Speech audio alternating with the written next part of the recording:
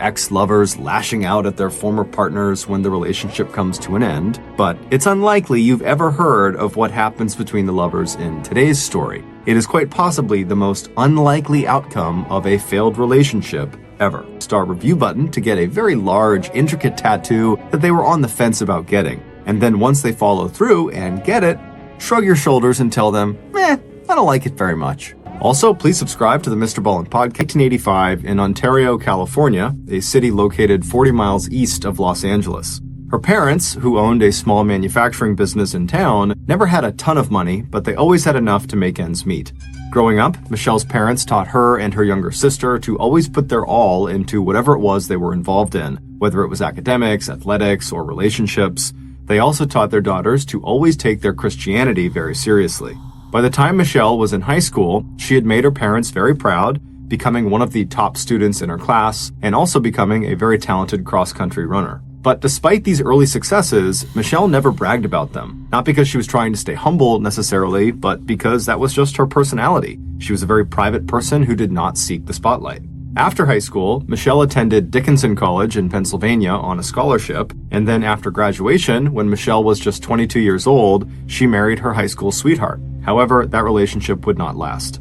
When they divorced just 4 years later, Michelle was upset about it, but she was confident that she was going to be okay. She was still very young, she had the full support of her family, and she had a good job that allowed her to be self-sufficient. All she needed to do was to be patient and wait for the right partner to come along. And in 2013, roughly a year after her divorce, it seemed like the right partner had. In August of that year, Michelle connected with a U.S. Marshal named Ian Diaz on a dating website. The U.S. Marshal Service is the federal government's primary agency for fugitive investigations. Shortly after Michelle and Ian connected online, they met in person for the first time over a cup of coffee. At 35, Ian was 9 years older than Michelle. He was tall and fit. Michelle was slender with dark hair and deep brown eyes. They both had great smiles, and right away they hit it off. That first cup of coffee was quickly followed by text messages, phone calls, and arrangements to meet again. On just their second date, Ian blurted out, "I love you," to Michelle. This definitely caught Michelle by surprise, but she was thrilled. As a child, she sometimes fantasized about being a princess and having her Prince Charming come along and whisk her away. And suddenly it seemed like that actually was happening. Over the next several months, the pair would continue to see each other on a near daily basis, and then in the spring of 2014, they moved in together, and then in December of 2014, Ian took Michelle on a trip to New York City where he asked for her hand in marriage, and she would say yes. Michelle was on cloud nine. Ian really was her Prince Charming. Once they were engaged, Michelle threw herself into planning their perfect future together as Mr. and Mrs. Diaz. However, cracks began to appear in their relationship.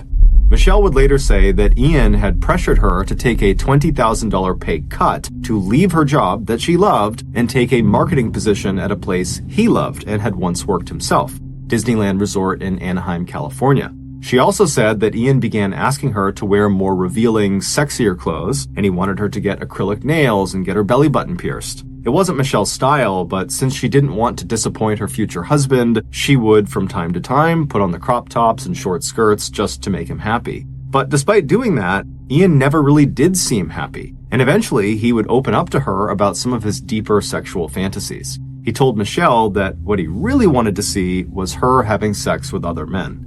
At first, Michelle was stunned and said no, absolutely not. But despite her refusal, Ian brought the subject up again and again, each time with a little more insistence, and then finally, Michelle agreed. On Valentine's Day 2015, with enough cold medicine and alcohol in her system to lower her inhibitions, Michelle had sex with a stranger that she believed Ian had recruited on Craigslist. What Michelle didn't know was that Ian had filmed the entire sexual encounter, and then afterward, he wanted to watch it with her. Michelle was horrified. She begged Ian to destroy this video, but Ian refused and said, "No one forced you to do it."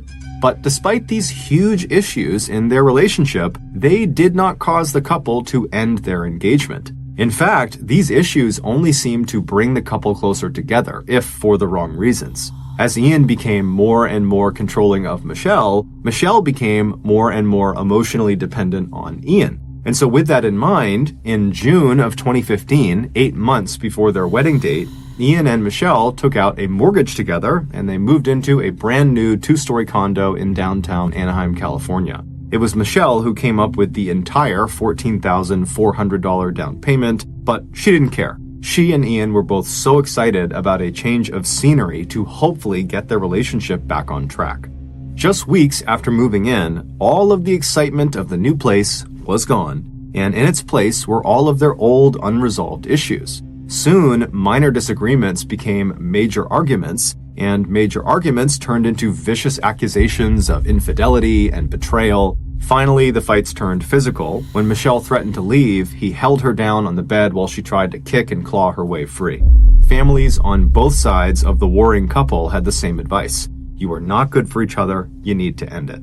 So at the end of August, just 2 months after Ian and Michelle had purchased the condo together, Ian took back the engagement ring he had given Michelle, and Michelle packed up her Volkswagen Jetta and drove off to stay with her parents.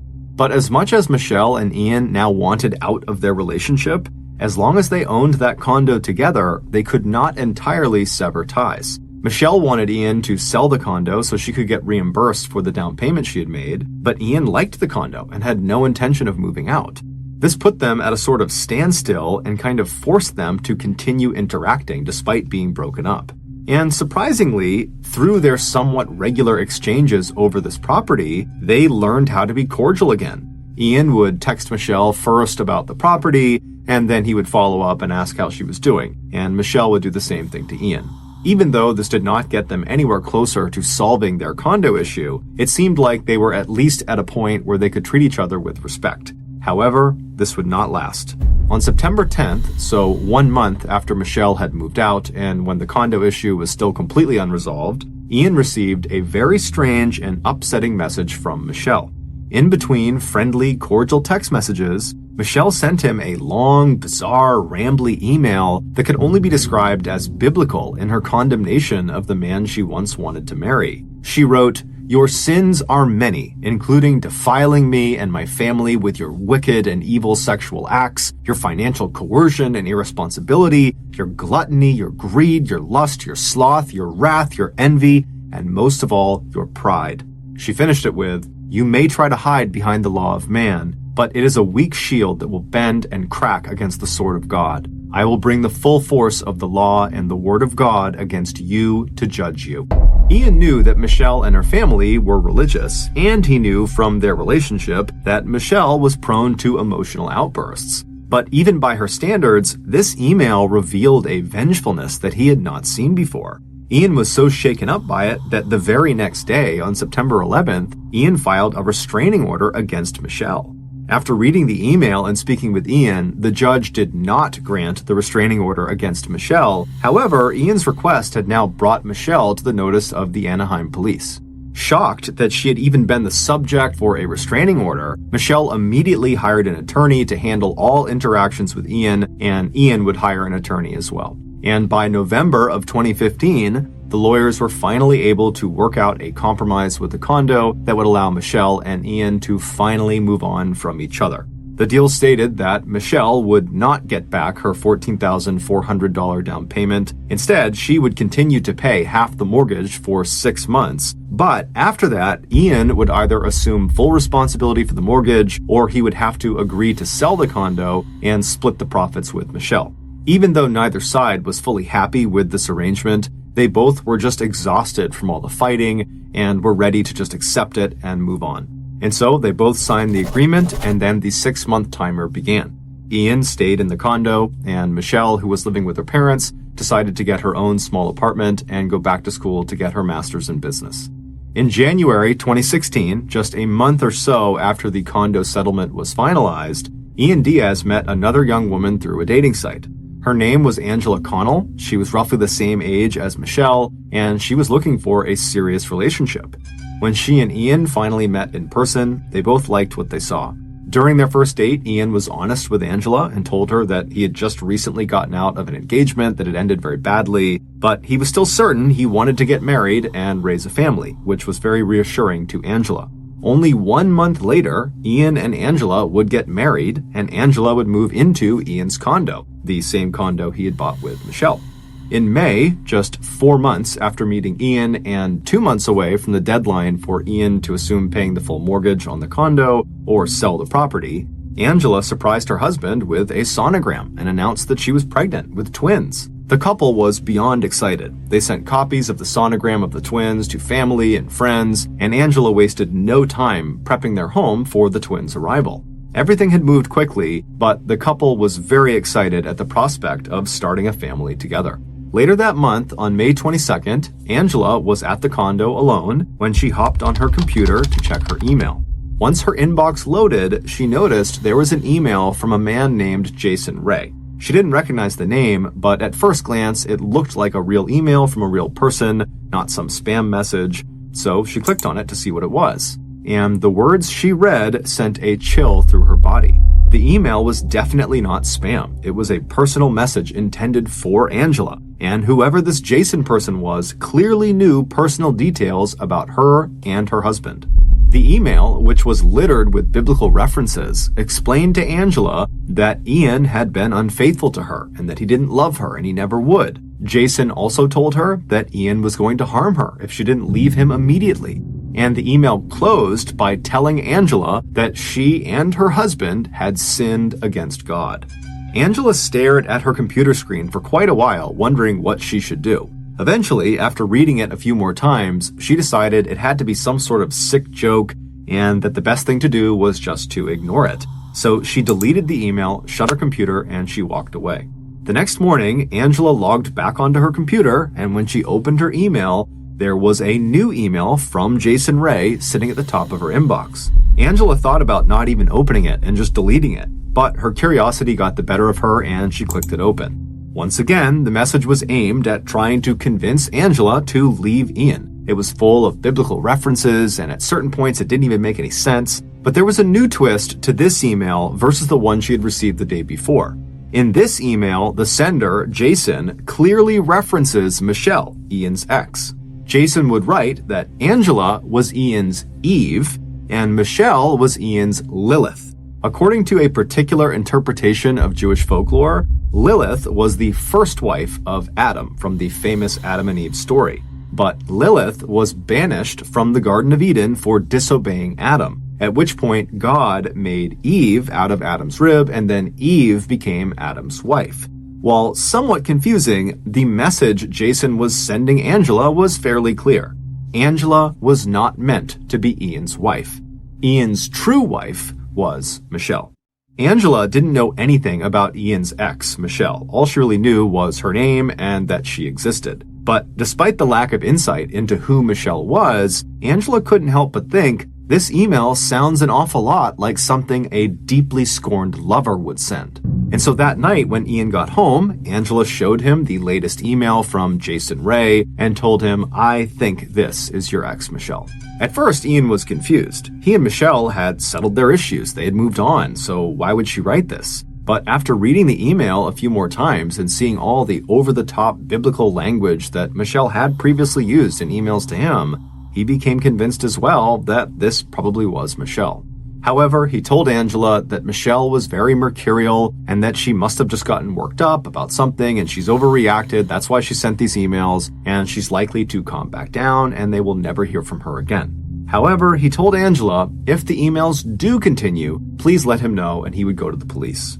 For the next several days, Angela checked her email, but no strange emails came through. But roughly a week after that first Jason Ray email arrived, Angela received another email from Jason Ray, and this time the subject line simply said, die. The body of the message read, I hope you are scared of death tomorrow. Be prepared, don't sleep. Be watchful of the daughters of God. We will steal your child and we will watch as it dies. Within minutes of receiving this email, Angela received a barrage of others from Jason Ray, as well as from other account names she didn't recognize, like Lilith Truth. And all of these messages included the threat that Angela was going to be harmed in the coming days, and there was nothing she could do to stop it. Angela was horrified and was starting to wonder if this really was something Michelle could be doing. It just felt so evil. Then she noticed at the bottom of one of the emails she had just received that it literally said, from Michelle.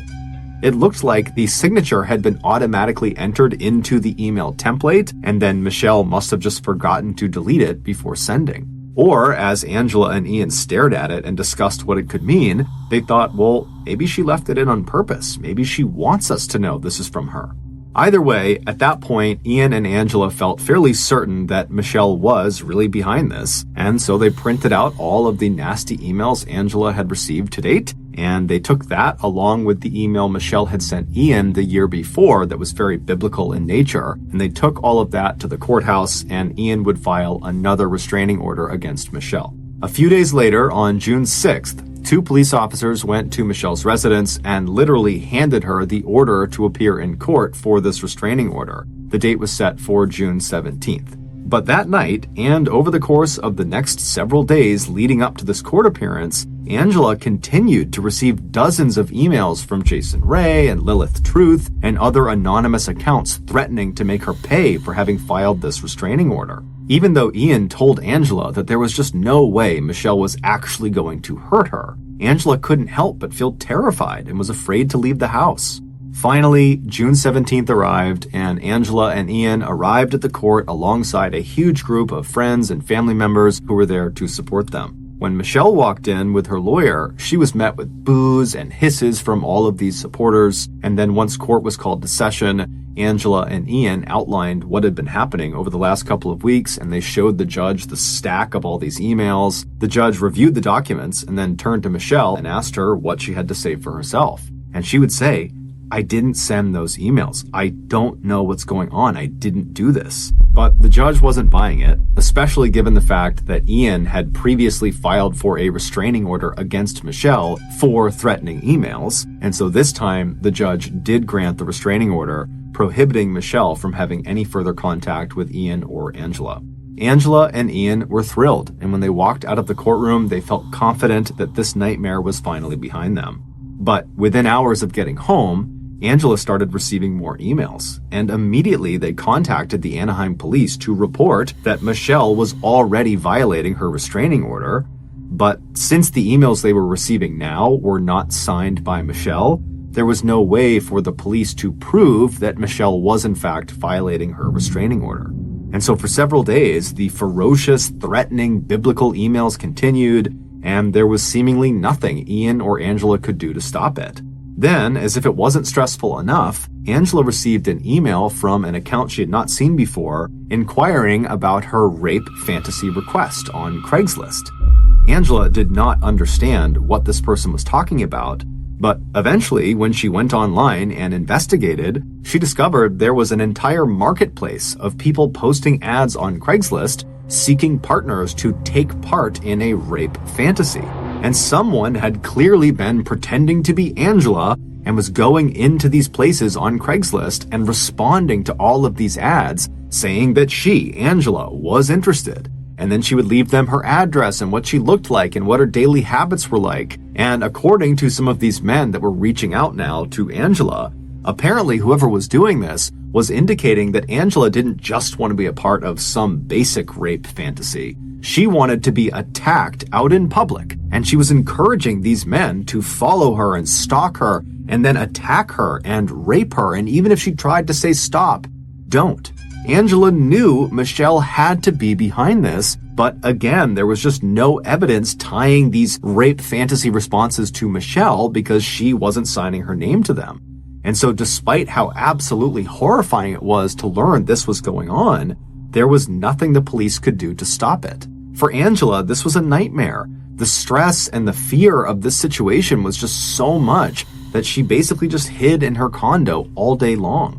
But on June 24th, so 1 week after the court appearance and just a couple of days after first learning about this rape fantasy ad, Angela had to leave the condo to go out and run a few errands. And so she gathered up her things and she called Ian, who was at work, to let him know that she was heading out in case anything happened to her. And then she left her condo. She went downstairs to the large parking garage underneath their development where residents could park their cars. She hopped in her car and she drove up the ramp out onto the street and then went about her day, running her different errands, and it was totally uneventful. At some point when she was done, she made her way back to the condo complex. She went down the ramp into the underground parking garage. She found her way back to her assigned parking spot. She parked, She got out of her vehicle, she shut the door, and she began walking from her car to the door on the far side of the garage that would lead to the stairwell back up to her actual condo. But when she got maybe 30 feet away from this door, she heard movement coming from behind her. She turned around and she saw there was this man who she didn't recognize who was walking very quickly toward her, and because she was already completely on edge, given all these threats she's been receiving, threats of bodily harm, threats of rape, she immediately screamed and started running towards this door that would take her to the stairwell. But before she could open the door and get inside, this man had lunged and grabbed her around the neck, and he was trying to pull her to the ground, and he was trying to pull her clothes off, and Angela began punching and kicking and screaming and biting, doing anything she could, and eventually she was able to fight this person off of her, and he quickly turned and ran away. And then Angela quickly picked up her stuff, she ran into the door, ran upstairs, got into her condo, and as soon as her door had shut and locked behind her, she picked up her phone and she dialed 911. And she was so hysterical that when she talked to the dispatcher, they couldn't understand what was happening, but eventually she was able to tell them what had happened and to please come out here and help her. And then a little while later, when the police showed up, they found Angela still totally hysterical in her condo. Her shirt had been ripped in half and she had red spots all around her neck from where this guy had grabbed her. But overall, she was okay. The police would search the building, but there was no sign of her attacker. However, Angela would tell police that she was fairly confident she understood what had just happened. She explained what was going on with her and her husband's ex, Michelle, and how despite this restraining order against her, she was clearly signing Angela up for these rape fantasies on Craigslist. And so most likely this man who had attacked Angela down in the garage was only there because of this rape fantasy ad. The police took down her statement, and then that night they would go to Michelle's residence and they would show her a search warrant that authorized them to search all of her devices, her phone, her laptop, all of them. And when Michelle turned them over and gave up all of her passwords, the police were able to find enough evidence that she was behind the harassment of Angela and Ian that they arrested her on the spot. Angela and Ian were relieved when they heard the news, and that night, while Michelle was in jail, the threatening emails completely stopped. However, the following day, Michelle posted bail, and within hours of her being free again, Jason Ray and Lilith Truth began bombarding Angela's inbox again. Angela was so distraught she went to the doctor for a checkup, worried that her stress would negatively affect her pregnancy. And to her horror, the doctor would tell her that she had actually lost the twins. She had miscarried. And if that wasn't horrible enough, the doctor also discovered that her cervical cancer, which had been in remission, was now back. While Angela and Ian grieved the loss of their unborn children and wondered what they would do about Angela's cancer, the horrible emails continued. And men kept showing up at their front door, asking to come inside for violent sex with Angela. Finally, on July 13th, so roughly 2 weeks since Angela was attacked in the parking garage, Angela looked out of her window and she saw there was this young man kind of lurking on the side of their condo complex, and he appeared to be hiding. Worried this guy was going to ambush her as soon as she walked outside, she called the police. The police showed up and they spoke to the young man, who would confirm he was there because he was responding to a rape fantasy ad. He said the woman inside, Angela, had told him to come here and have his way with her. After this incident, Ian was completely fed up and he demanded the police do something about this. You need to go arrest Michelle and keep her behind bars. And sure enough, the next day, Michelle was arrested again. But this time, her bail was set for $1 million, making it impossible for her to make bond. Angela and Ian finally were able to breathe a sigh of relief, although they didn't know exactly what she would be charged with or what the legal outcomes would be. For the time being, so long as Michelle was in jail, they knew they were safe. Except Michelle was completely innocent. Yes, she did send that first fire and brimstone biblical email the year before in September, the one that led to Ian filing that first restraining order request that was denied. But after that, she had lawyered up and not had any contact with Ian or his new wife. In fact, the first time Michelle had ever even laid eyes on Angela Diaz was on June 17th when Michelle was in court for that second restraining order request against her, which caught her completely by surprise. She had totally moved on with her life at that point and was dating other people and focusing on school, so when she was asked to come in and defend herself in court, She barely knew what to say. It didn't make any sense. And then when Michelle was arrested for the second time and couldn't make bail and so had to just sit in jail till her court date, her family hired a lawyer to investigate and figure out who was actually behind the harassment, because it wasn't Michelle. And what their lawyer would discover was truly shocking. Every horrible, threatening email that was sent to Angela's inbox was sent by Angela. The rape fantasy ads on Craigslist? Angela. The supposed attempted rape attack on Angela in her parking garage? That was completely made up. It never happened. She made those marks on her neck. She ripped her clothes off. It had all been an elaborate setup by Angela and by Ian. They had been in on this together. At the time they launched this frame job of Michelle, they were only a few weeks away from that 6-month deadline that Ian had to either sell the condo and split the profits with Michelle or take over the whole mortgage. And apparently, Ian and Angela believed their plan would result in Michelle losing her claim to the condo, and their legal agreement around the condo would become null and void, thereby saving Ian from being forced to sell the condo or having to potentially pay a higher price for it. The pair were so convinced this plan was going to work that Angela even lied about being pregnant. It was all a ruse to make it seem like Michelle's harassment had led Angela to lose her pregnancy. She was also lying about having cancer.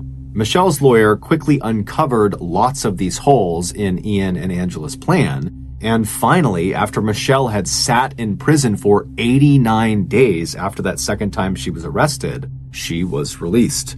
On Tuesday, October 17th, 2017, Angela Diaz pleaded guilty to 10 felony and 22 misdemeanor charges, including kidnapping, false imprisonment, and falsely reporting a crime to a peace officer. She was sentenced to 5 years in state prison. Ian Diaz was not charged with any crimes at the time and continued in his job as a U.S. Marshal. But 2 years later, on December 20th, 2019, Michelle filed a civil rights lawsuit against Ian, alleging that he was in fact the mastermind of the plot that resulted in her wrongful imprisonment. She also brought charges against the Anaheim Police Department for their failure to properly follow up on evidence they discovered early in the investigation that showed the threatening emails Michelle was accused of sending, in fact, originated from the Diaz household. On Friday, May 3rd, 2021, the Anaheim police announced they had reached an undisclosed cash settlement with Michelle, and then a little over a week later, on May 13th, Ian Diaz was arrested and charged the following day with 1 count of conspiracy to commit cyberstalking, 1 count of cyberstalking, and 1 count of perjury for his false testimony in a deposition in connection with a federal civil lawsuit. If convicted, Ian faces a maximum penalty of 5 years in prison on each of the counts.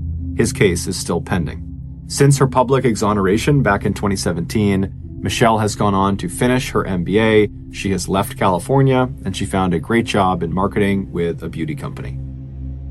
Thank you for listening to the MrBallen podcast. If you got something out of today's episode and you haven't done this already, please convince the 5-star review button to get a very large, intricate tattoo that they were on the fence about getting, and then once they follow through and get it, shrug your shoulders and tell them, meh, I don't like it very much. Also, please subscribe to the MrBallen podcast on Spotify, Apple Podcasts, Amazon, Google, and everywhere else you get your podcasts. This podcast airs every Monday and Thursday morning, but in the meantime, you can always watch one of the hundreds of stories I have posted on my YouTube channel, which is just called MrBallen.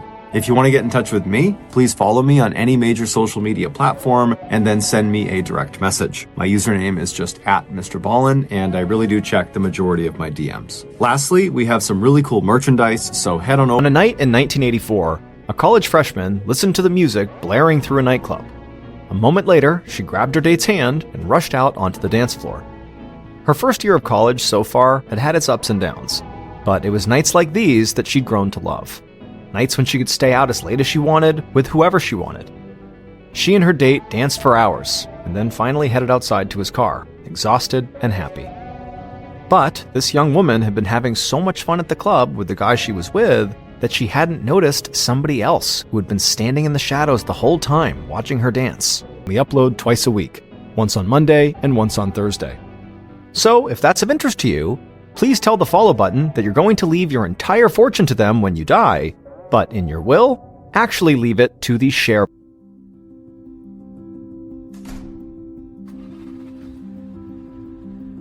On Sunday, May 27, 1984, 18-year-old Laura Salmon left her dorm at Middle Tennessee State University, got into her beige Oldsmobile, and headed down the main road that cut through the college town of Murfreesboro. About 10 minutes later, Laura parked her car at a movie theater, stepped outside, and then waved to a young man who was waiting for her over at the box office. The young man, whose name was Dan Goodwin, was one of the new friends Laura had made since starting her freshman year of college about 8 months earlier. And this was the first time they'd gone out together, just the two of them. Laura wasn't sure if this was a date or not, but Dan's invitation for dinner and a movie definitely made it seem like it could be. She and Dan said hello, and Dan told her he had not gotten the tickets yet, because he didn't know what movie she wanted to see. Laura smiled. A lot of guys she knew would have just picked whatever movie they wanted and not worried about what she wanted at all. The two of them settled on The Natural, a new baseball movie, and they bought some tickets. Dan was a gentleman the whole time, opening doors for Laura, paying for everything, and getting the snacks that she wanted.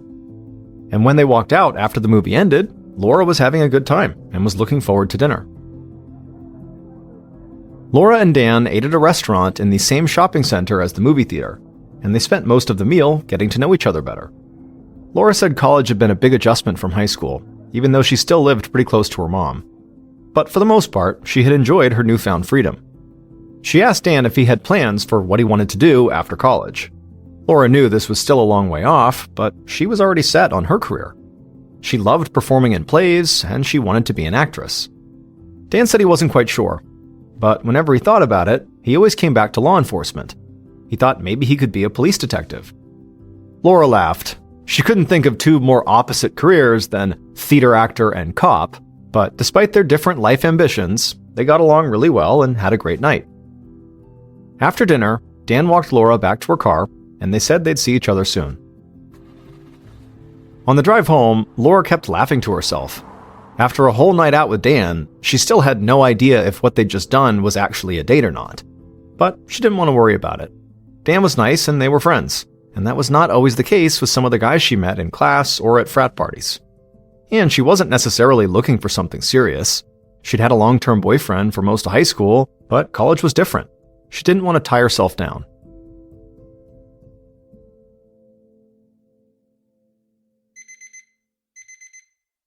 Early on May 30th, 1984, 3 days after Laura had gone to the movies with Dan, she woke up to the loud beep of her alarm clock. She wanted to yell at herself for staying up so late the night before. She'd had a great time dancing at a local club and hanging out with her date, but now she was going to pay for it. She had an early shift at the supermarket where she worked part-time. Laura barely pulled herself out of bed and then got ready.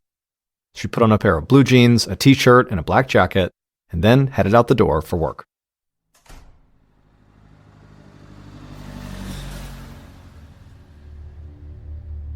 The following day, around 5 p.m., a farmer in Murfreesboro drove his truck down a road that ran across the acres of property that he owned. He looked out into a large hayfield near a rock quarry, and he saw something that immediately annoyed him. Somebody had left a pile of clothes out in the middle of the grass. Finding stuff like this had actually become routine because local college and high school kids had turned this part of the farmer's land into a place to party. Now, at least once a week, he had to go pick up trash and collect empty beer cans. The farmer parked on the side of the road and got out of his truck. He slammed the door behind him and walked through some tall grass towards the clothes on the ground. But as he got closer, he stopped and just began shaking his head. He hoped his eyes were playing tricks on him and he wasn't really seeing what he thought he saw. The farmer took a few steps closer and then ran right back to his truck. He sped down the road to his house and he called 911.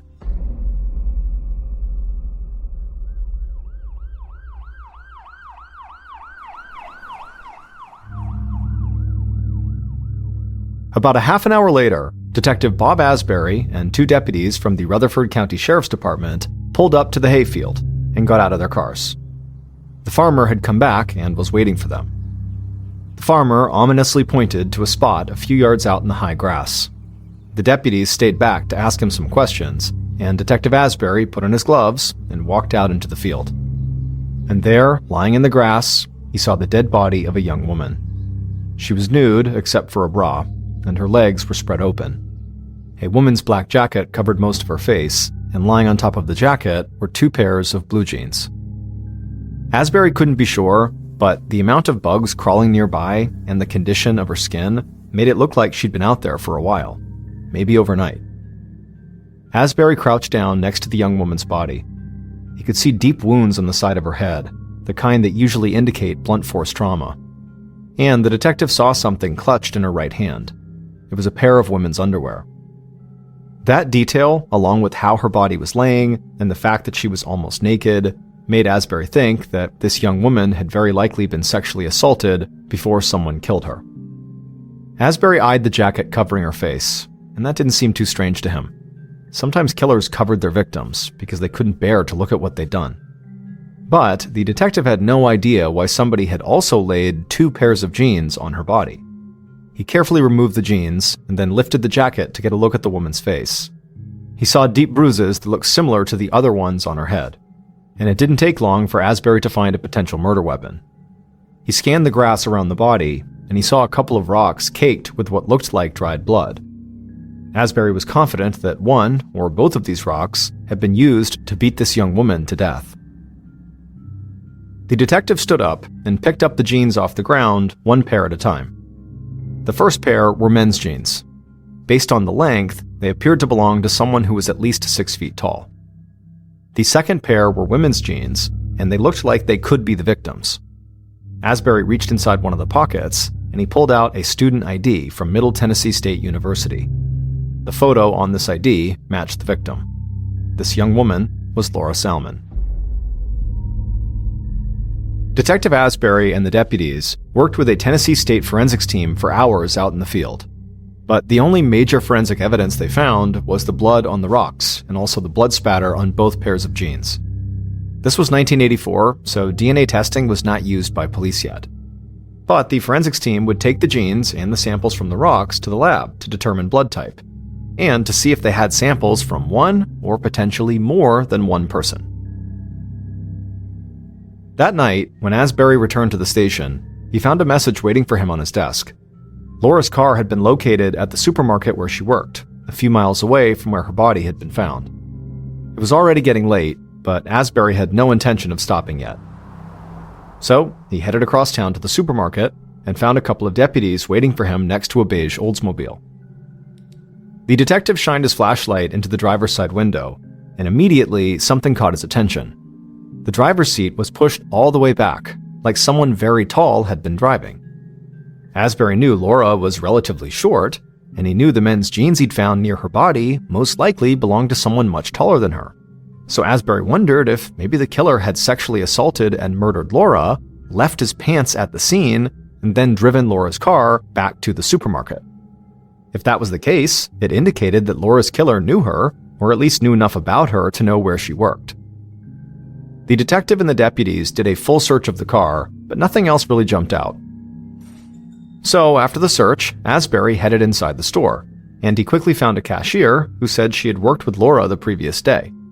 She said that she and Laura had both clocked in at 8 a.m. and worked a 5-hour shift.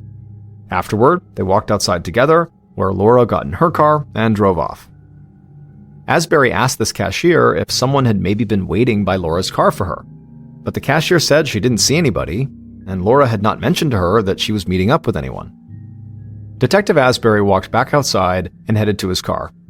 If he was right, a tall man who knew Laura was the last person to drive her car. So he needed to speak to somebody who might know who that man was.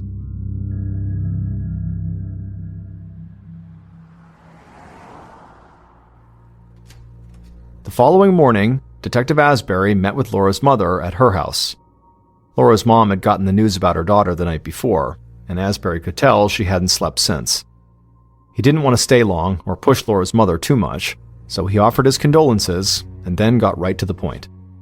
He said he was looking for a tall man who knew Laura well enough to know where she worked. In his opinion, this guy was probably Laura's close friend or a current or past romantic partner. Laura's mom didn't hesitate. She said she knew someone who fit that description perfectly, a 17-year-old named Kyle Gilly who had been Laura's high school boyfriend.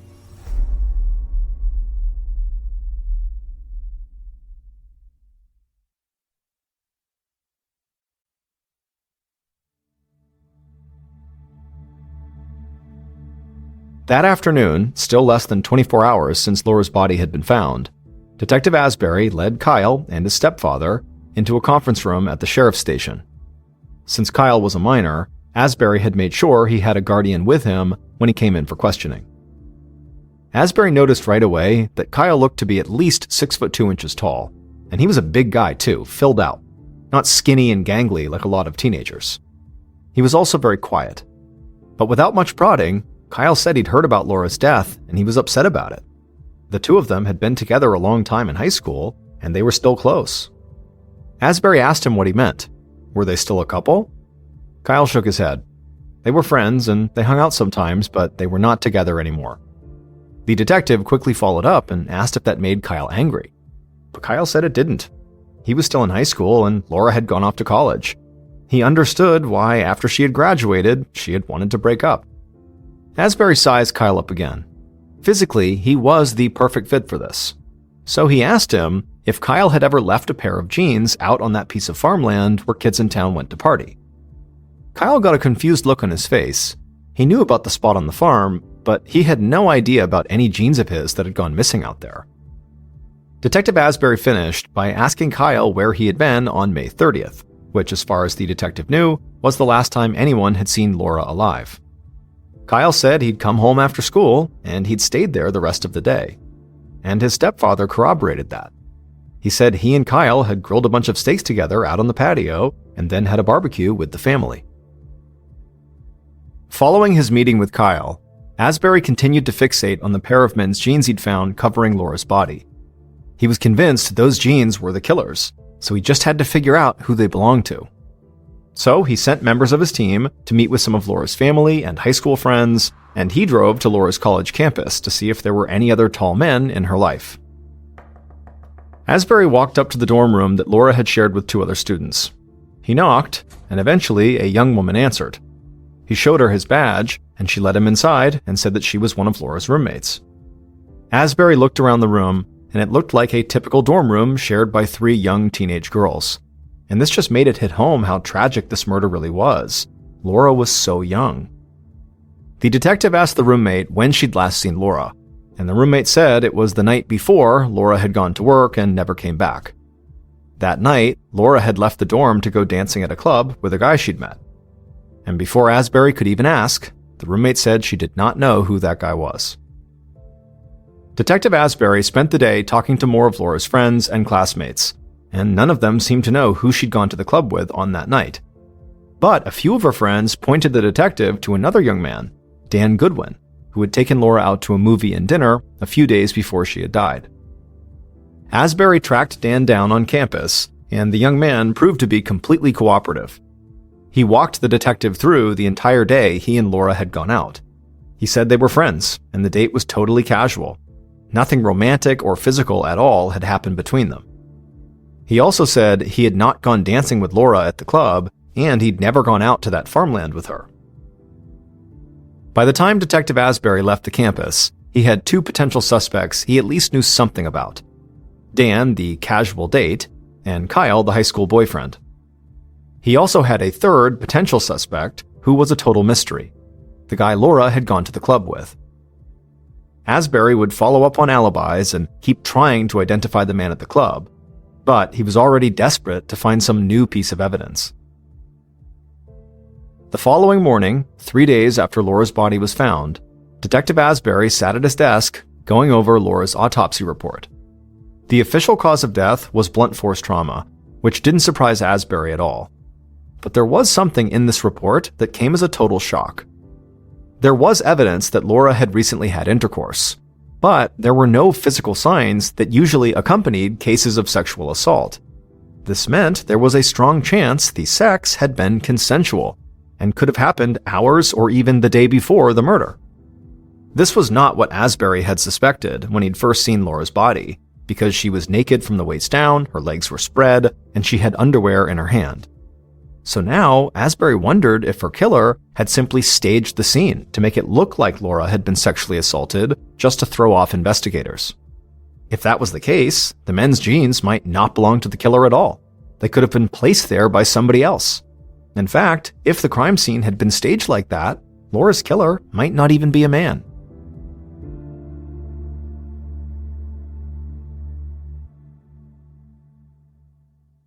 On June 4th, 4 days after Laura's body was found, Laura's mother sat in the chapel crying as mourners filed out of Laura's funeral.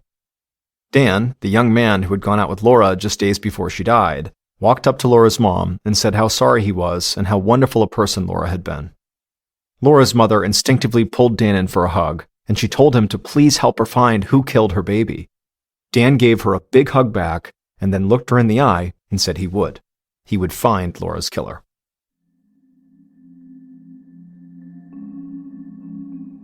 Over the next month, Detective Asbury and members of the Tennessee State Police continued to interview Laura's friends and acquaintances, but they weren't getting any closer to identifying her killer. And then, one afternoon, Asbury got a call from police in Nashville, Tennessee, 40 miles away. The Nashville cop said a woman had just accused a man named John Taylor of raping her, and she claimed that John had told her if she resisted, he would do to her what he did to Laura Salmon. Asbury almost couldn't believe it. It was like the huge tip he had been waiting for had just fallen into his lap. Talking to the Nashville officer, Asbury quickly learned that John had a history of violence, and he went to Middle Tennessee State University just like Laura. Asbury hung up and took off for Laura's campus. When he got there, he looked up John's records and began sifting through those, and then he also spoke to some of Laura's friends he'd already met, and it would turn out that Laura and John went to the same fitness center on campus, and they'd gone to a bunch of the same fraternity parties. At this point, Asbury didn't waste any time. He and a state police officer drove right to Nashville to interview John, who was still in custody on the rape charge. John insisted that the sex between him and the woman accusing him of rape was consensual, and he claimed he never said a word about Laura. That was a total lie. And like Asbury's other suspects, John said he'd never gone dancing at a club with Laura, and he said he barely even knew who she was. Asbury left Nashville later that day feeling frustrated. But despite John's claims that he was innocent, the detective thought he made a very strong suspect. However, unless he could find something concrete connecting John or the other young men who were suspects directly to the crime scene on the farmer's land, then he couldn't go after any of them.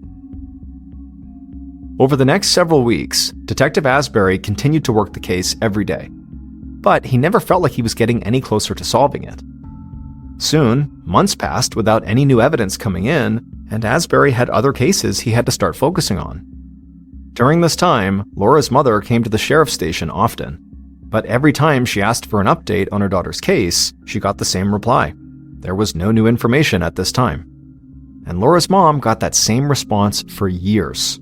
She watched as Laura's friends graduated college and went on with their lives. She saw the young men who had been suspects in her daughter's murder grow up and start families of their own. And she saw Detective Asbury retire and Laura's case go completely cold.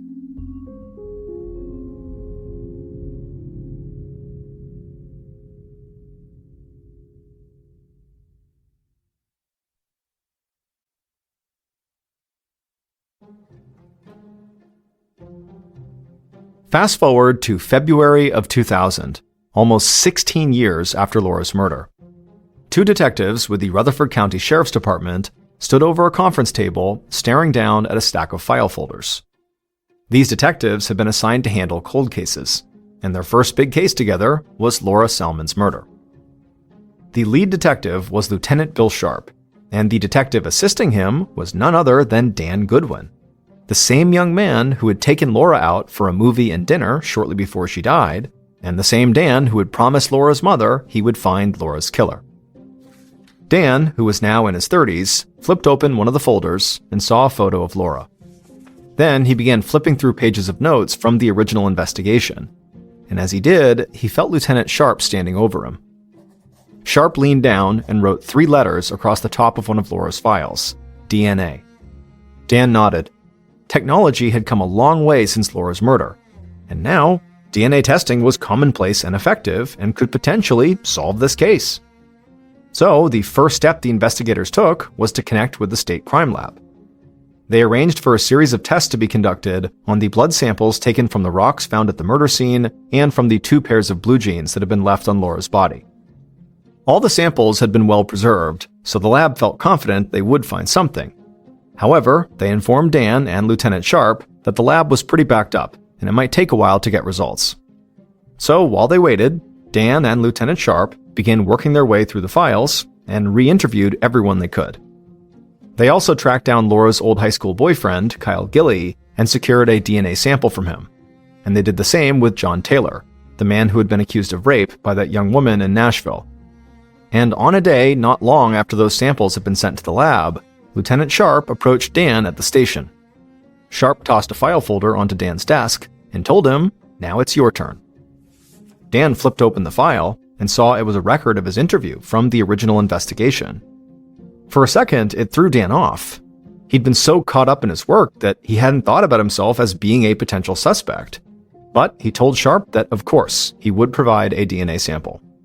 Despite the fact that Dan was a suspect in this case, he was allowed to stay on the investigation, because after he had provided his DNA sample, he was cleared of any wrongdoing. He was not Laura's killer. In the spring of 2000, a couple of months into this new investigation, Dan and Sharp sat at the conference table, digging through Laura's files like they did almost every day.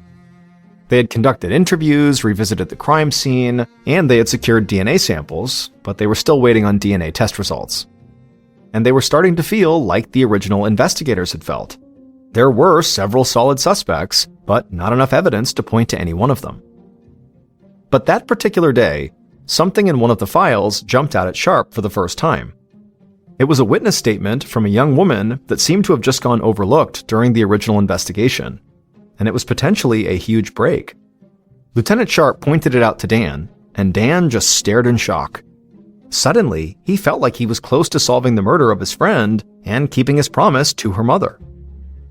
Both detectives meticulously went through the other files to see if anyone had ever followed up with this witness, but no one ever had. So Dan and Sharp tracked her down. And even though so much time had passed, this witness said she still remembered that day very clearly, and she stood by her original statement. The detectives knew a single statement from over 15 years earlier would not be enough for the district attorney to take a murder case to trial, but they felt like their investigation finally had a clear direction. Then, on May 31st, 2000, 16 years to the day from when Laura's body was found, DNA test results came back from the lab. Dan and Lieutenant Sharp sat at the table and read the report, and both felt completely energized and like they were almost at the end of this investigation. The test results confirmed that the blood on the rocks and on both pairs of jeans was Laura's, but the blood pattern found on the men's jeans could only have occurred if the person wearing them had been on top of Laura when she was struck in the head. So there was now strong evidence that Detective Asbury had been right from the moment he saw Laura's body back in 1984. The men's jeans belonged to the killer. Dan and Sharp kept reading through the results, and as they did, they kept feeling more and more like the witness they had spoken to must have been telling the truth. And then finally, they saw test results that said DNA samples from bodily fluids had been found in the men's jeans, and they had a match for those samples. Dan stepped back from the table, and he felt like he wanted to collapse, like a huge burden had finally been lifted. After all this time, Laura's murder had just been solved.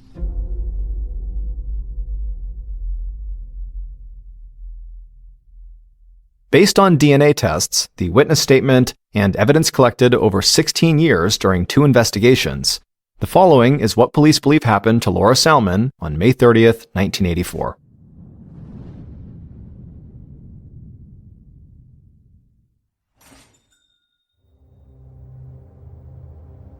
That afternoon, Laura walked out of the supermarket with her coworker, said goodbye, and then got into her car. As soon as she began driving, she felt like she might fall asleep. She was exhausted from her night out at the club the night before. She drove a few minutes across town and saw her killer waiting for her right outside of their place. Laura parked, got out of the car, and told the killer how exhausted she was. She also said she could only hang out for a little while. The killer said that was totally fine, and they offered to drive since Laura was tired. Laura tossed her car keys to the killer, and then they both climbed into her beige Oldsmobile. The killer immediately had to move the driver's seat way back so they could fit, and then once they were comfortable, they began driving down the main road in town. But a few minutes later, the killer suddenly pulled onto a road that cut through some farmland. Laura asked where they were going, and the killer said it was a surprise. The killer drove a bit longer and then parked the car on the side of the road by a hayfield that was near a rock quarry. Laura looked out the window. She knew the spot from some parties. It was a beautiful day, and Laura was still feeling pretty sleepy, so sitting outside in this field seemed like a nice way to spend some time. However, before Laura could get out of the car, the killer snapped at her and started yelling at her about the night before. Laura yelled right back and said the killer was way out of line, and then she told them to just turn the car around and drive her back to her dorm. But the killer didn't. Instead, they lunged across the front seat, grabbed Laura, and punched her in the face. Laura's eye and her head immediately began throbbing, but she managed to break free from the killer, and she threw the car door open and began running into the field. The killer rushed out of the car, caught up to Laura, and tackled her to the ground. Laura tried to fight back, but the killer was too strong, and they climbed on top of her and pinned her down. Then, the killer reached over, grabbed a rock off the ground, and slammed it into the side of Laura's head multiple times. Blood sprayed from the wounds, and Laura stopped moving. But the killer wasn't done. They dropped that rock and picked up a bigger one, and they raised it up and then slammed it down right square in the middle of Laura's face over and over again. Finally, the killer stopped. They dropped the rock, stood up, and looked down at what they had done. Laura lay there, dead in the grass. The killer began to panic, but they quickly came up with a plan. They ripped off Laura's jacket, her shirt, her jeans, and her underwear, and then stuffed her underwear into Laura's right hand. And then they deliberately posed her legs so her legs were spread open. When the killer stepped back and took a look at their work, they saw Laura's eyes were staring up at them. So they grabbed the jacket and covered most of Laura's face with it. The killer was about to head back to the car, but they looked down and noticed Laura's blood on their jeans.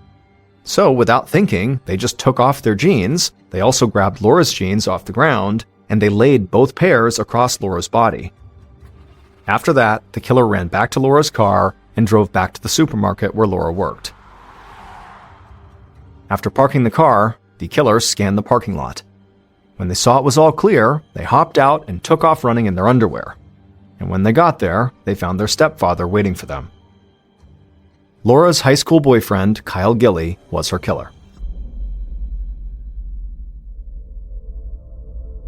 It turned out Kyle was not okay with their breakup, like he had told police. In fact, the idea of Laura seeing anyone other than him filled Kyle with jealousy and rage. So much so that he had begun stalking Laura. And on the night before her murder, he followed her and her date, a man who was never identified, to the club.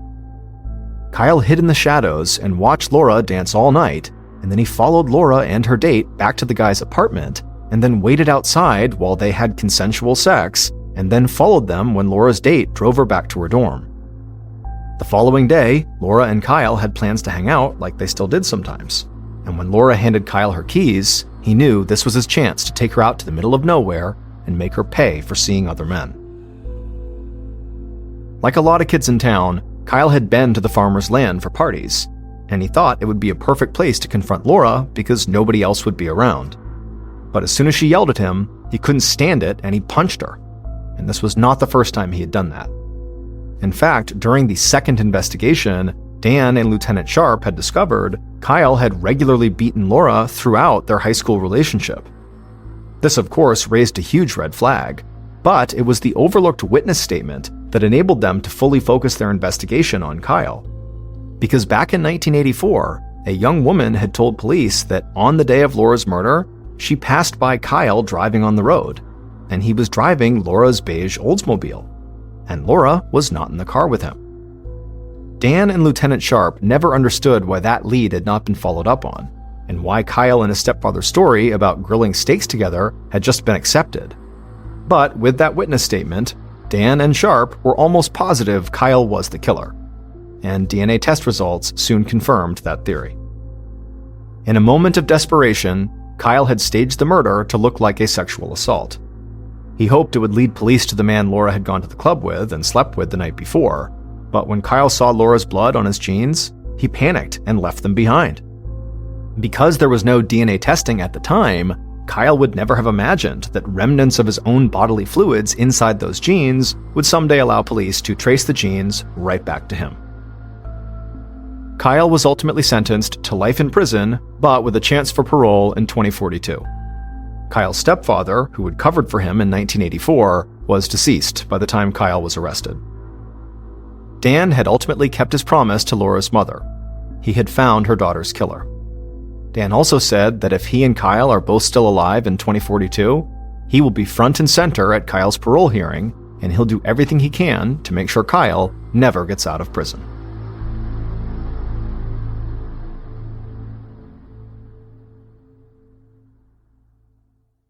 A quick note about our stories: they are all based on true events, but we sometimes use pseudonyms to protect the people involved, and some details are fictionalized for dramatic purposes. On May 22, 1993, a man named Kurt was carrying some boxes into his new home. He'd just moved into this 2-story house along with his fiancée, whose name was Kim. Kurt went into the house and he dropped the boxes in the foyer, and then he turned back to head back down to the car to get another load. And as he walked down the steps, he passed his fiancée, Kim, and they smiled at each other. She was making her way up, he was making his way down. But seconds after they passed each other, right as Kurt got back to the car, he felt this incredible pressure and blast wave hit him in the back that almost sent him flying. And then when Kurt turned around, he could not believe what he saw. But before we get into today's story, if you're a fan of the strange, dark, and mysterious delivered in story format, then you've come to the right place because that's all we do. So if that's of interest to you, please.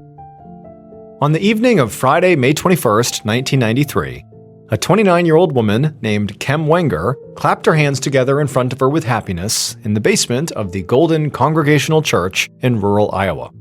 Her closest friends had gathered here to throw Kim and her fiancé, 32-year-old Kurt Simon, a combination wedding shower and goodbye party, and now they were presenting the couple with their gift. It was a money tree, planted in a little yellow coffee can with envelopes full of cash hanging off of it. Kim and Kurt both smiled and began making their way through the crowd to give everybody a big hug and to say thank you. Tonight was a big night for them. All their plans were finally falling into place. Tomorrow, they would pack all of Kurt's belongings into their car, and they would drive 230 miles south from the place where he had been living in Iowa to the city of Bloomington, Illinois, just outside of Chicago, where Kim already lived. And in Bloomington, they would begin their new life together as a soon-to-be married couple, raising Kim's 2 children from previous relationships.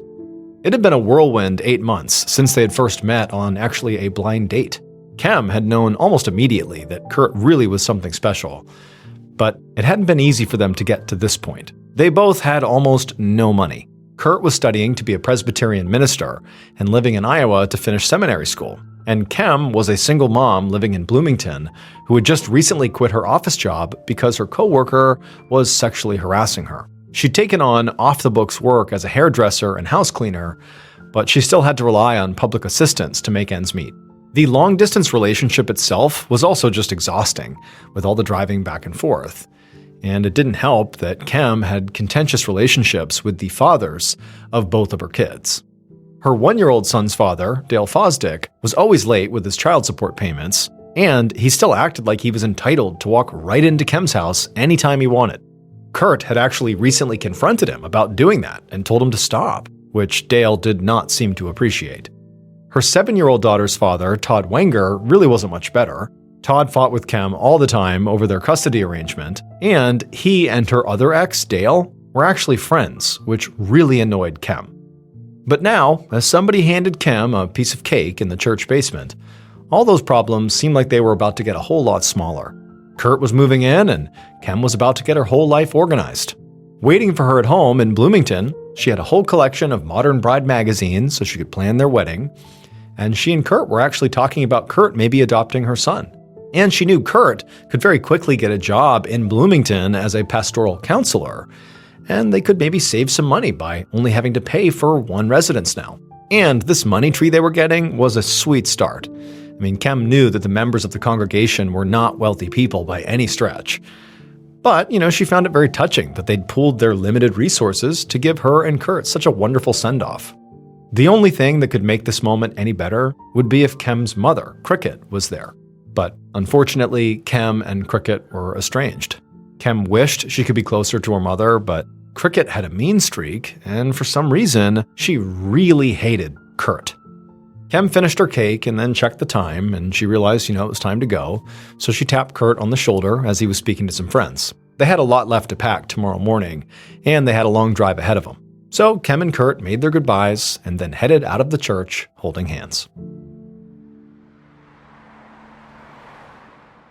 The next day was Saturday, May 22nd, and Kem and Kurt spent the first part of the day packing and then the second part driving. And then finally, at 10:30 p.m. that night, they pulled their car into the driveway of Kem's two-story house in Bloomington, the home they would now share together. Kem just sat for a second in the passenger seat while Kurt got out of the car and opened up the trunk.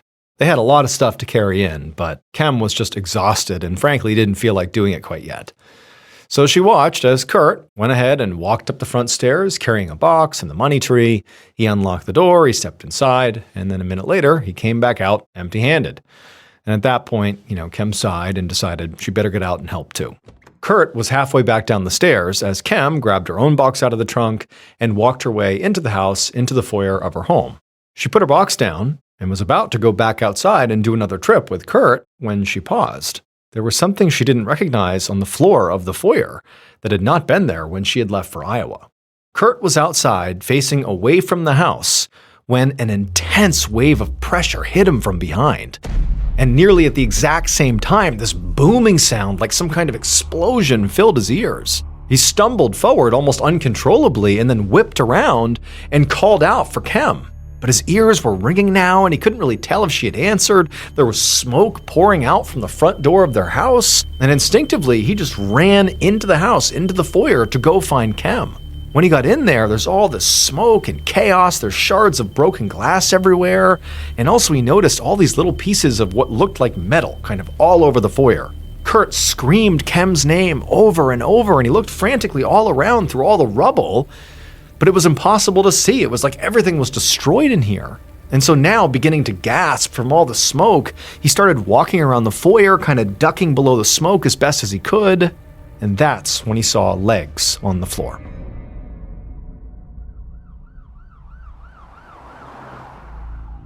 Minutes later, Detective Larry Shepard of the Bloomington Police Department pulled up outside the two-story house in his cruiser, with his partner beside him and another squad car behind them.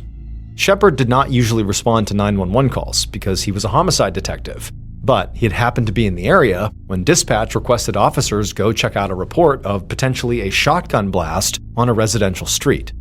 However, the second he stepped out of his car and looked at this two-story house, Shepard knew this could not have been a shotgun blast. There was all this black smoke billowing out the front door of the house, and although Shepard couldn't see any fire, he could hear the fire alarm going off inside. And outside, the street was chaos.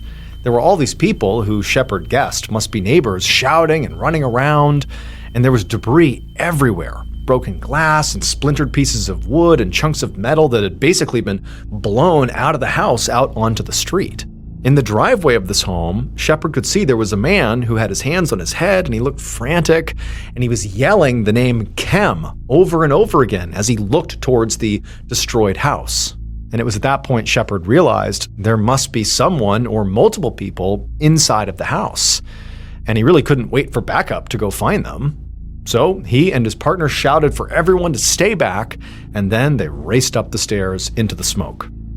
Once Shepard was inside the front foyer, he could tell there was no active fire, just lots of smoke kind of hanging in the air, and he looked around and he saw there was a 6-inch hole on the wall right near the front door, and there was another hole right in the floor of the foyer.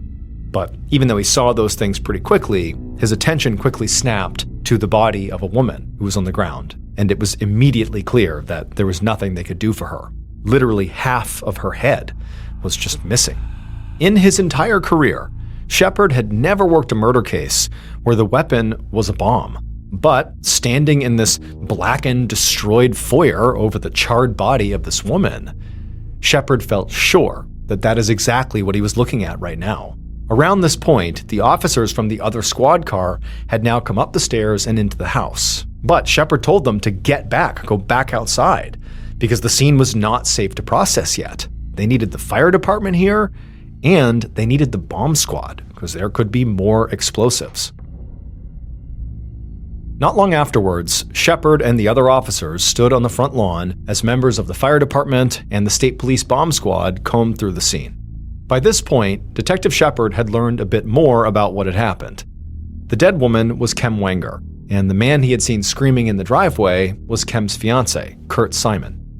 Neighbors said the pair had arrived around 10:30 p.m., and a couple of the neighbors had actually noticed them before the blast went off when they started unloading their car. These neighbors said that they saw Kurt be the first one to go inside the house, and when he did, he went in carrying a box that he had pulled from the back of the car. And then these neighbors said they saw Kurt come out again, empty-handed, but he went down to the back of the car again, and he appeared to put something in the trunk. And at the same time, Kem had grabbed a box from the car, and she went into the house by herself, and that's when the explosion happened. Shepard was troubled by these accounts. He thought it was suspicious that Kurt had been able to walk into the house without getting hurt, and then just seconds later, Kem goes in and her arrival seems to have triggered the explosion. And so naturally, he wondered if maybe that box Kurt was carrying that he went inside with, maybe that was the bomb, and he planted it. And then when he left, she goes in and it obviously goes off. And then also he wondered, what had Kurt put back into his car after he came out again? What did he put into the trunk? But even more suspicious than any of that was what a preliminary sweep of Kem's home had turned up in the basement. And that was wires, gunpowder, and fuses. Shepard did not need to be a bomb expert to know that these could be components of a bomb, and that whoever killed Kem must have built the bomb right there in her basement, which naturally made Kurt Simon the number one suspect. So Shepard told a crime scene tech to process Kurt's vehicle and pay extra attention to the trunk. Then the detective walked over to Kurt himself. And Kurt was rocking back and forth, and he was crying, and he was still just saying Kem over and over and over again. Shepard asked Kurt if he could tell him, what had happened here. And Kurt looked at him with this vacant and shocked expression. And he told the detective that he didn't know what happened. He'd gone inside with a box, and he had just started back down the stairs when he felt the blast behind him. And at this, Shepard's eyes narrowed, because according to the neighbor's account, they said Kurt was actually at his trunk, putting something back into the car at the time of the explosion. But Kurt was now claiming that he had actually only just exited the house, basically was on the stairs as the blast happened. Now, this discrepancy could just be a result of confusion, or Kurt could be lying to cover up whatever he may or may not have done. But independent of whatever this was, Shepard just told Kurt that right now he was going down to the station for questioning.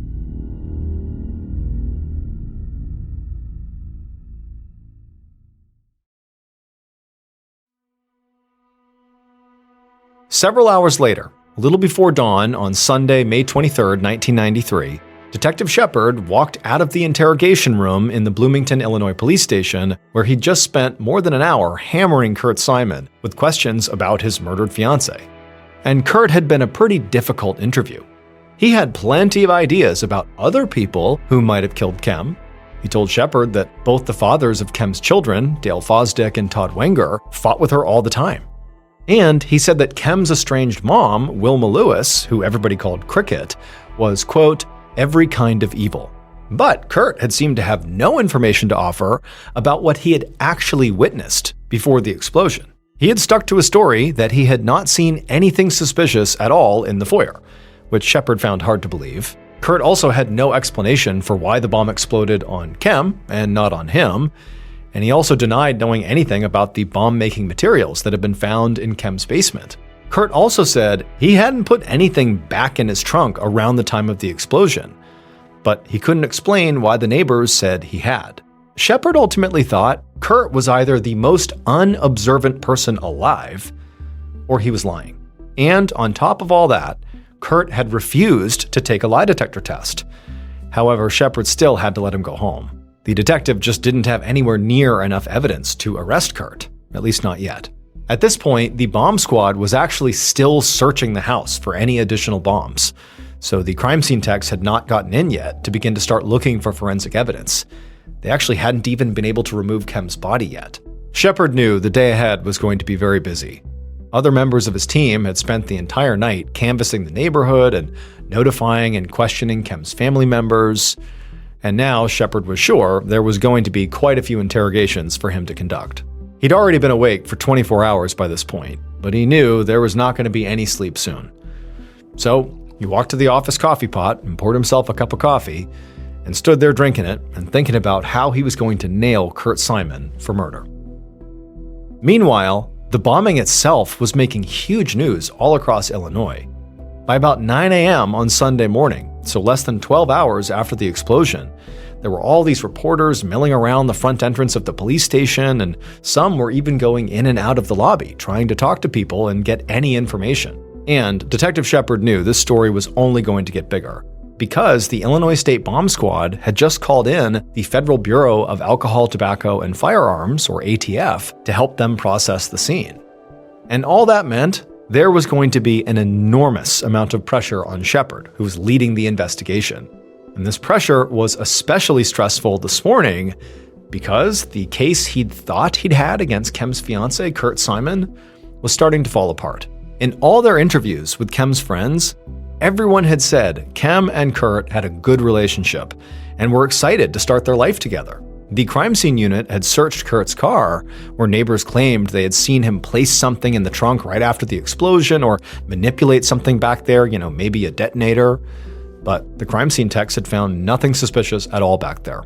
Shepard's partner had checked out Kurt's story that he had spent the entire week previous to the explosion in Iowa, where he lived, and he was moving here to Bloomington to live with Kem.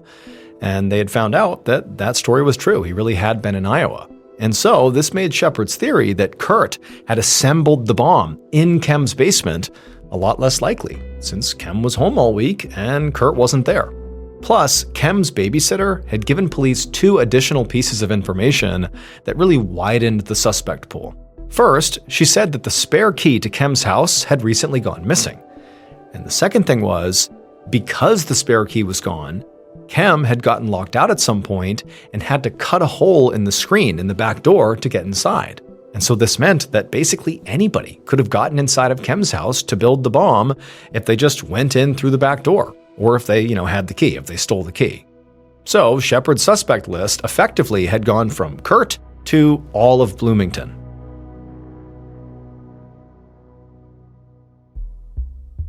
Just before lunchtime, Shepard walked into the station's interrogation room where Kem's ex-husband, Todd Wenger, was sitting waiting for him. With Kem's fiancé, Kurt, looking less and less likely as a suspect, the detectives had set their sight on Kem's exes. Both Todd, who was the father of Kem's daughter, and Dale Fosdick, who was the father of Kem's son, not only had obvious motives, but they also knew Kem's schedule, because each of them had been watching one of her children over the weekend before she was killed. Shepard's partner had actually already spoken to Dale. Basically a couple of hours after the explosion, he had spoken to him, while Shepard himself had been busy questioning Kurt. And during that exchange, Dale had seemed shocked by Kem's death, and he'd made what seemed like a good faith effort to answer the detective's questions, although his son kept crying and interrupting them. Dale did admit to having some tension with Kem, but he also had an alibi. He'd been with family in the morning and doing yard work in full view of his neighbors in the afternoon and the evening. He'd given Shepard's partner names and phone numbers of potential witnesses that could have witnessed this, and a preliminary round of calls to those witnesses had suggested that Dale was telling the truth. But the detectives were conducting all their interviews with very little information about the crime itself, because they didn't really know how the bomb that killed Kem actually worked. They weren't sure if the killer had to be, right nearby to detonate it, or if maybe it had been remote operated so the killer could be farther away, or maybe the bomb was just set to some kind of timer.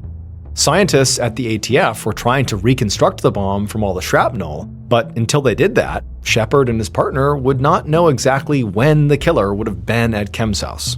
And none of the neighbors had reported seeing anything unusual around the time of the explosion that would help them narrow it down. So now, as Detective Shepard sat down across the interrogation table from Kem's ex-husband Todd Wenger, he started with some general questions about his relationship with Kem. And Todd seemed a little nervous because he kept wringing his hands while he spoke. He said that he and Kem did fight about child support costs, and he said he had been very frustrated with her because he didn't feel like she was always fair during their divorce. But he insisted that that did not mean he wanted to hurt her. He said their problems were common for most divorced couples. Shepard did not put much stock in that assertion because in his experience, divorce or breakup plus money was a very good motive to hurt somebody. So he asked Todd where he'd been all day on the night of the blast. And at this question, Todd definitely appeared to relax, and he launched into a very detailed explanation of all his movements. He said he'd been with his daughter and his new girlfriend, and both of them would definitely vouch for him, along with several people who had seen them during the day. By the time Shepard sent Todd home, he really wasn't sure which of the exes, Todd or Dale, he thought was a better candidate for his killer. Both had clearly been fighting with Cam or had real tension with Cam, but both had alibi witnesses. So, Kem's fiancé Kurt might have had the opportunity to plant the bomb if it was set shortly before the explosion, but he had no clear motive. As for Todd and Dale, they seemed to have plenty of motive, but no real opportunity. And so Shepard decided his next move should be to talk again to Kem's family. Maybe they would be able to help him sort out his flawed suspect list.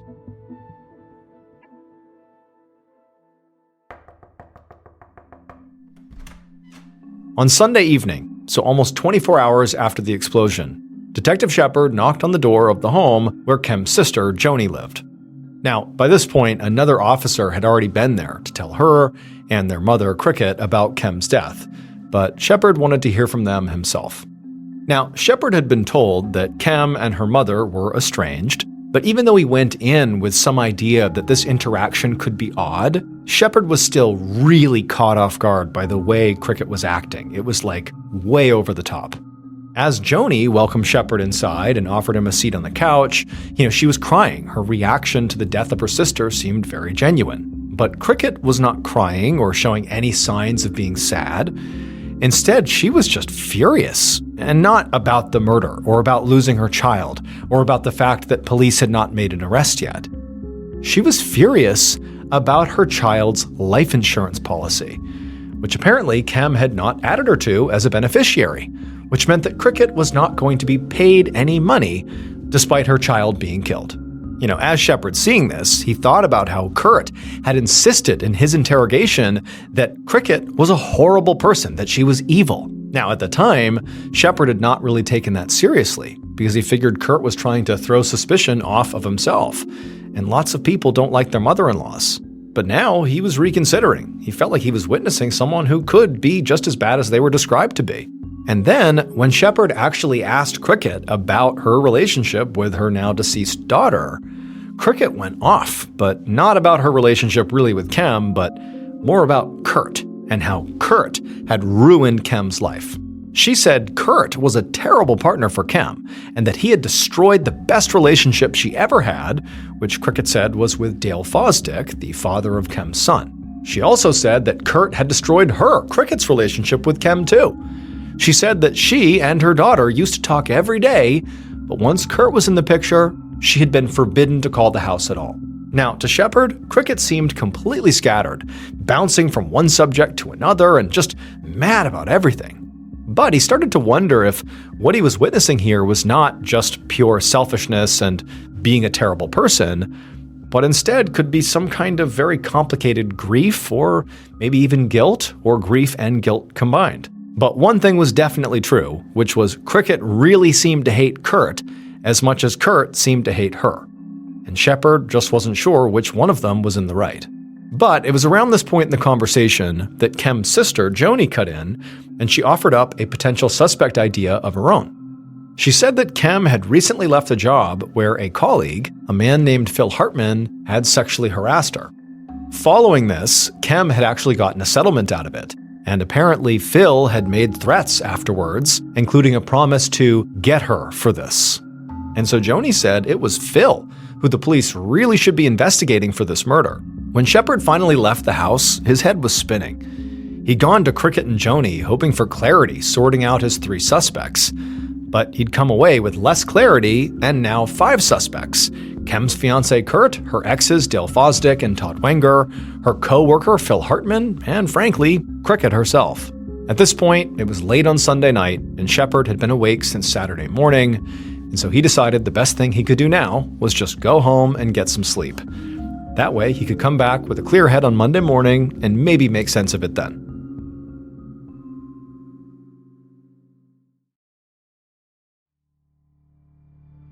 On the afternoon of Monday, May 24th, so almost 2 days after the bombing that killed Kem Wenger, Detective Larry Shepard walked through the front door of Kem's house, feeling cautiously optimistic.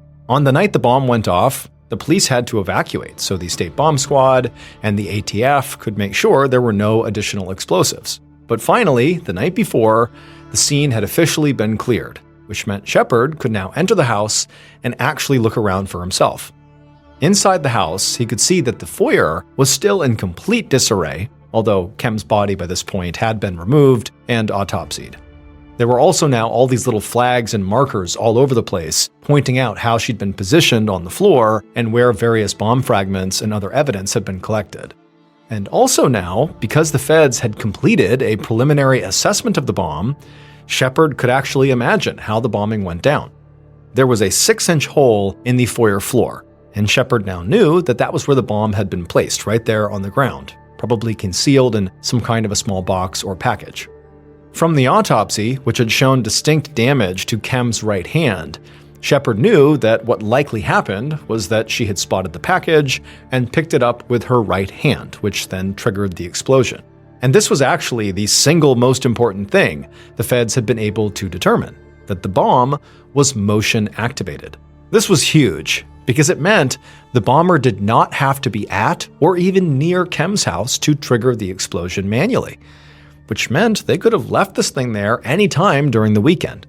This also explained why there were a bunch of wires and bomb-making materials found in the basement, because if the bomb had been built somewhere else and transported to Kem's house in, say, a car, the bomb could have exploded along the way. So what likely happened was that Kem's killer brought a partially finished bomb to Kem's house that would not detonate as they carried it, and then they put the final touches on it right on site, once it was actually in position in the foyer.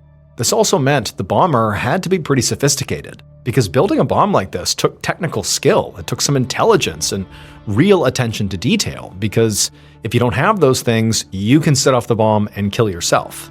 And so, in Shepard's mind, this likely took Kem's mother, Cricket, right off the table. She just did not strike him as organized enough or really coherent enough to build this type of bomb. She just seemed way too scatterbrained. Kem's exes, Dale Fosdick and Todd Wenger, both worked with machines for a living, so they were definitely still in. And her fiancé Kurt was highly educated, so he was still in.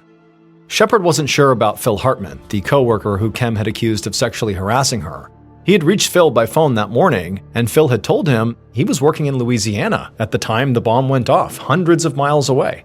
But Shepard knew just being physically far away from the bomb when it went off was not a perfect alibi, because it was motion activated. You could place it and then travel and be far away.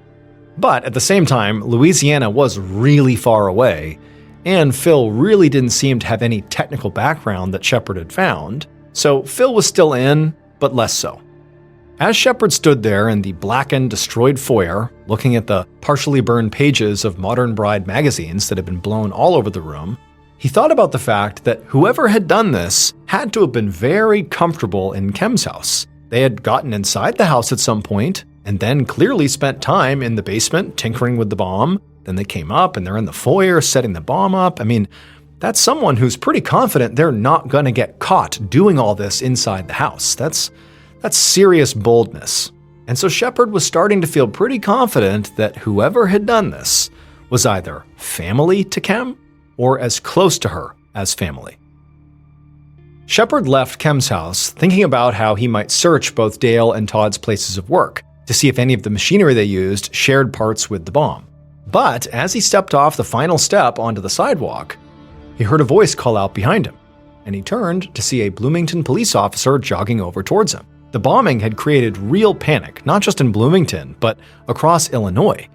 People were now terrified that there was going to be a bomb that would show up on their front porch. They would see a package they didn't recognize, and they would call the police with fears that that could be an explosive. I mean, it was like this paranoia had swept the state.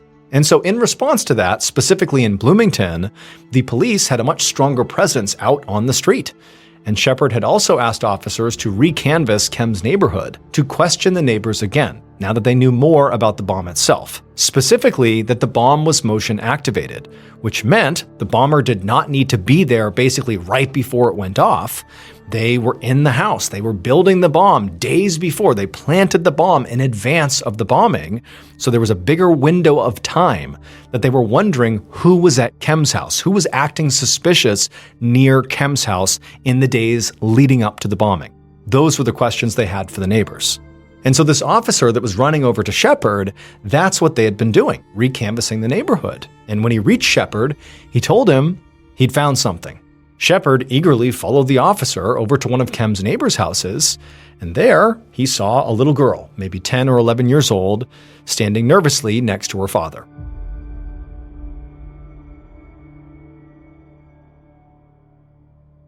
And based on what this little girl would say, along with evidence collected by the Bloomington Police Department and the ATF, this is a reconstruction of what authorities believe happened to Kem Wenger on May 22, 1993.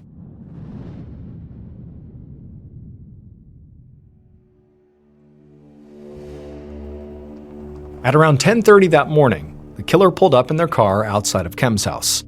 They picked up a bag that was sitting on their passenger seat, which contained a partially completed pipe bomb and some tools.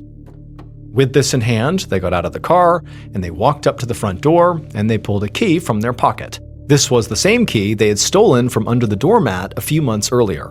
They used the key to unlock the front door and they let themselves inside. The killer then walked down to the basement, where they took all the various items from the bag and placed them on the counter, and they got to work. The killer was not worried about getting caught. They knew this neighborhood very well, and everybody in this neighborhood knew them, and they would not find it suspicious at all to see them there. Plus, they knew they would have an alibi for the time period when the bomb actually would go off. Once the bomb was mostly assembled, the killer gathered up most of their things. They left behind some random supplies in the basement, but figured it didn't really matter since the explosion would take care of everything. Feeling very confident in their workmanship so far, the killer walked back upstairs and placed the nearly completed bomb on the floor in the foyer. And then, as they completed the final steps, they could feel sweat beating on their forehead, because if they did anything wrong, the bomb would go off. But the killer got it all done, and they stood up very slowly and carefully and walked back out through the front door. But before they could get in their car and drive away, they saw one of the neighborhood girls playing in the yard next door. And the girl looked at them and waved and said hello. And the killer, who felt like they belonged there and no one will remember me, they waved back. Well, the little girl remembered that interaction, and she would tell Detective Shepard who she saw leaving Kem's house. It was none other than Kem's ex-boyfriend and the father of her son, Dale Fosdick. Dale was very upset that Kem had broken up with him and was now seeing Kurt. He had also heard from Cricket, who he was still very close with, that Kurt had talked about adopting his own son, and this enraged him. He couldn't stand the idea that his own boy might grow up calling another man dad. So he used the electronic skills and the tools he'd acquired from his hobby of building model airplanes to build a pipe bomb. And so ultimately, Dale was caught because of his entitlement to feel like he could just stroll into Kem's house anytime he wanted. Because he did that all the time, despite her saying not to, he became a familiar face in the neighborhood. And that's why that little girl remembered him. After months of forensic work that tied Dale even more closely to the bomb, he was finally arrested and found guilty of first-degree murder and sentenced to 61 years in prison. But he would only serve 14 of those years because in 2010, while still behind bars, Dale died of a sudden illness.